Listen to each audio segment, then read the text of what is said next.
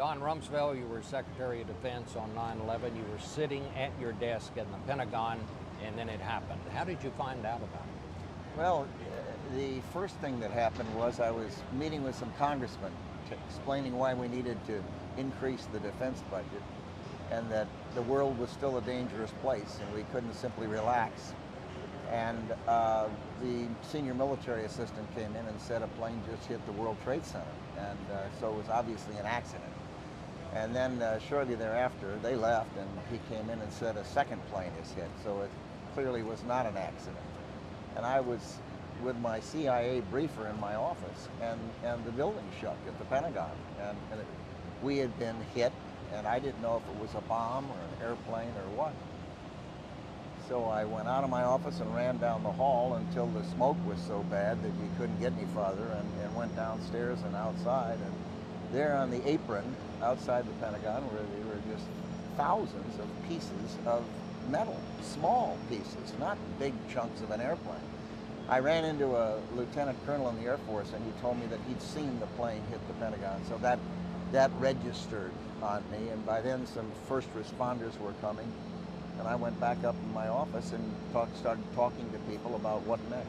Well, I mean, if I remember, you actually helped some of the first responders to get people onto gurneys. Well, at that point, the first responders hadn't gotten there. These were just people from the Pentagon who came out and started helping and bringing people out of the burning building, and the flames were leaping up and the smoke. And at that moment, I just gave somebody a hand, and then when the first responders did come in, I went back to my office and got about my business.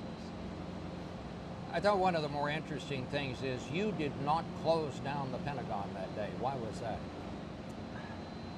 It was clear they had hit the seat of economic power in New York and the seat of military power of the United States in Washington. And another plane, of course, was probably going to try to hit the seat of political power in the White House or the Congress. And I just made a decision that when the fire marshal said evacuate the building, I said no, get the non-essential personnel out of there and we'll leave it open. I didn't want the world to think that a group of terrorists could shut down the U.S. Department of Defense. What was the hardest part of it for you that day, the Secretary? Well, I got a call. The hardest part, of course, was when the plane was hit and we saw people in the Pentagon family, civilians and military, who were being brought out burned and dead and wounded. George Tenet called me in the morning and said he'd confirmed that it was Al-Qaeda and Osama bin Laden. And at that point, the president called and said, look, it's going to come to you and you should begin getting your people thinking through what we do next.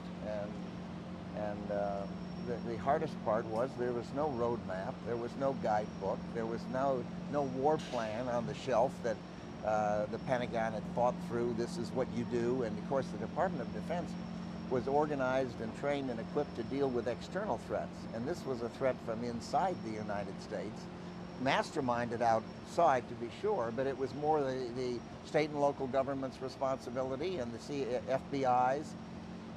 So we had to begin to think through what we would do about it. And the president was very decisive. He said immediately, we're not going to pound sand. We're not going to simply indict some people in absentia and fire off a few cruise missiles. We're going to deal with this problem before something this bad or something worse happens to the American people, and we're going to find ways to protect them. Do you think, in retrospect, that it was an overreaction that day? Well, I don't at all. I think it was a measured reaction. You begin thinking it through, and what was clear is that a free people, we are vulnerable because we want to be able to go where we want and say what we want, and that a terrorist can attack anytime, any place, using any technique, and instead of 3,000, it could have been 300,000 with a chemical or a biological weapon. So the president was right to say the goal is not to retaliate, or it's not retribution. The goal is to protect the American people, and the only way to do that was to put pressure on terrorists around the world and make everything they do harder. It's been 10 years and we're still in Iraq. We're still in Afghanistan. At that point and in the days after that, did you think that it would go on this long? No, I certainly didn't. Of course, I also said and believed that no one can estimate the length of something like this or the number of people that will be involved or the cost. You can't predict that. It never has been possible. On the other hand, we had troops in Germany for years afterwards and in Japan. The length of it is, when you compare it with World War I or World War II or Korea or Vietnam, you get one comparison.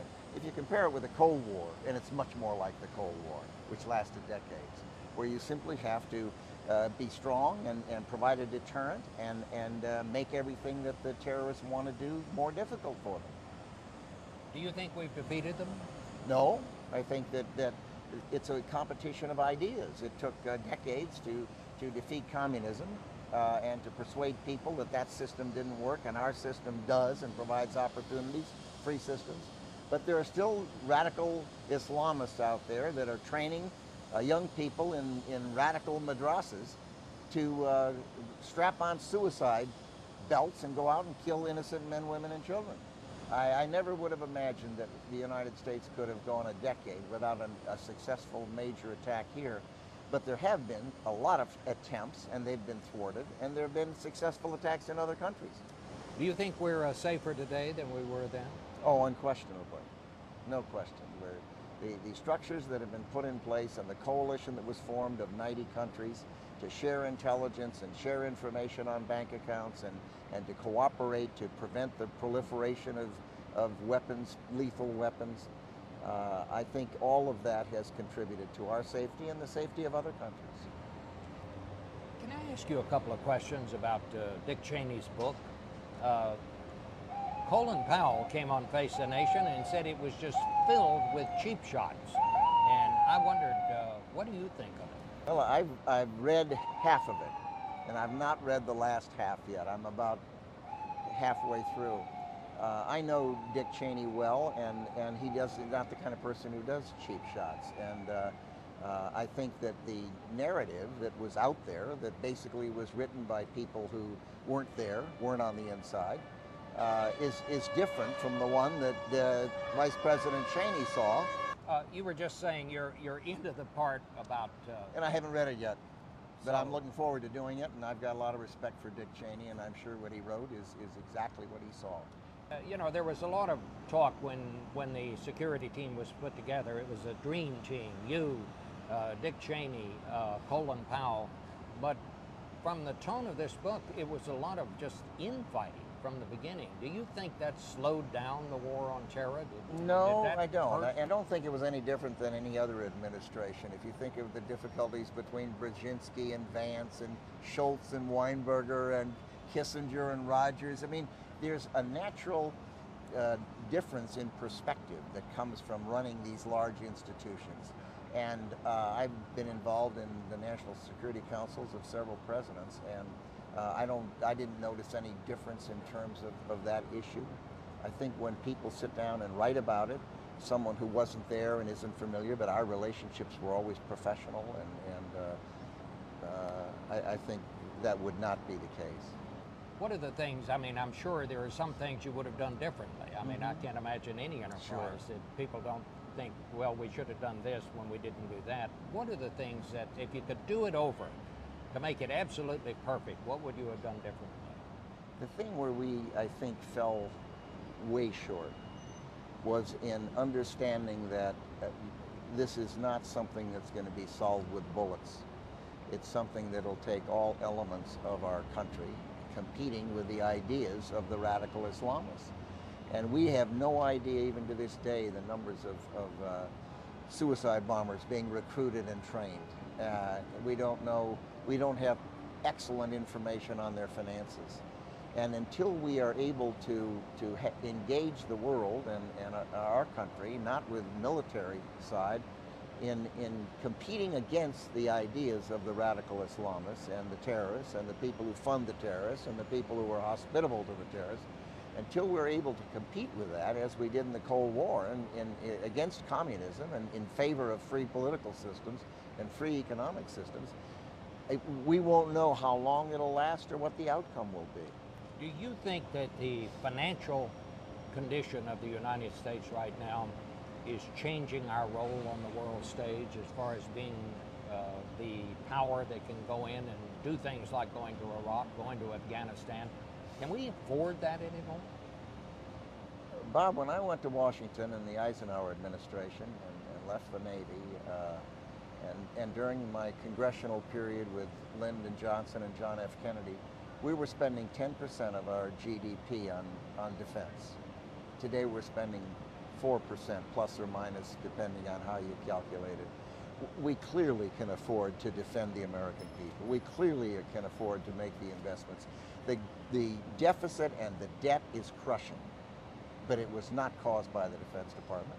It's clearly the entitlements. Anyone can looks at the data, knows it's the biggest risk we face is that people will use that argument, oh, we can't afford this, and then pull back again on our intelligence capability and our defense capabilities and end up creating a weakness that provokes people into doing things they otherwise wouldn't even think of doing.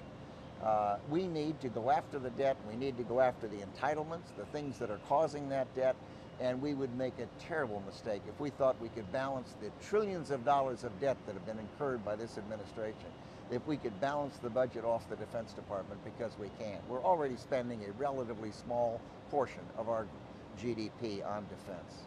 When you wake up on 9/11, what will you be thinking about? I'll be thinking of remembering the people that died and their families and friends, and the wonderful young men and women who volunteered to serve our country and go wherever the president decides they should go, and do it with such patriotism and such courage and sacrifice.